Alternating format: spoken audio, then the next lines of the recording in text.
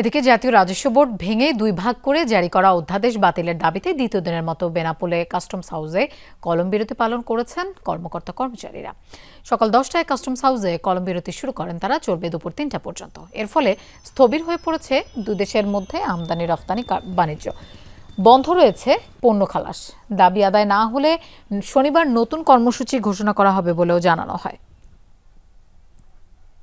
আন্দোলনের ফলে আমরা ব্যবসায়ীরা মারাত্মক ক্ষতিগ্রস্ত হচ্ছি। ভারত থেকে দুই দেশের মধ্যে আমদানি রপ্তানি বাণিজ্য একদম বন্ধ আছে। বন্দর থেকে কোনো পণ্য খালাসও হচ্ছে না এবং বন্দরে কোনো মালামাল কাস্টমস কর্মকর্তারা কোনো মালামাল এক্সামিনও করছে না। কর্মবিরতির কারণে এখানে মালামাল খালাস প্রক্রিয়া ব্যাহত হচ্ছে এবং সেক্ষেত্রে রাজস্ব আদায়ে বাধা এবং জটিলতা সৃষ্টি হচ্ছে।